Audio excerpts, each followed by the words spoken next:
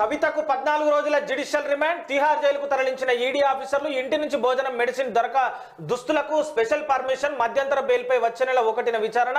Counter దాఖలు చేయాలని ఈడీకి ఆదేశం. ఏప్రిల్ 9 వరకు విధిస్తూ కోర్టు ఉత్తర్వులు. నేను అప్రూవర్గా మారే ప్రసక్తే లేదు, ఇది పొలిటికల్ ల్యాండరింగ్, కడిగిన ముత్యంలా బయటకు వస్తా అని చెప్పినటువంటి కవిత మాటలు. తిహార్ జైలుకు కవితే ఫస్ట్. రాష్ట్రం నుంచి మొదటి పొలిటీషియన్లల్లా తిహార్ జైలుకు మహిళనే.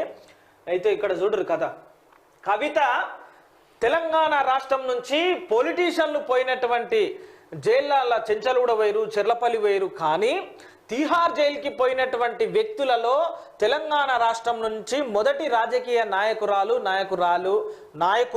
నాయకత్వం వహించినటువంటి వ్యక్తులలో కవితనే ఫస్ట్ అంట తిహార్ జైలుకి. రెండోది అయితే అక్కడ కవితకు పోయినాక కూడా అక్కడ కోర్టు ద్వారా జైల్లో ఉన్నటువంటి సదుపాయాలు చెప్తే పర్సన్ అవుతారు. ఎందుకంటే జైలుకు పోయింది ఆమె, ఇంటి నుంచి భోజనం సదుపాయం ఉందంట. ఇంటి భోజనం తిననీకి మంచి దుస్తులు, పేస్టు, పెన్నులు, పేపర్లు, బెడ్షీట్లు, చెప్పులు, బట్టలు, ఇక ఆమెకు నచ్చినట్టుగా. ఇక అవి ఏదో 4-5 ముచ్చట్లు చెప్తారు కానీ జైలు పేరు ఉట్టి జైలుకే.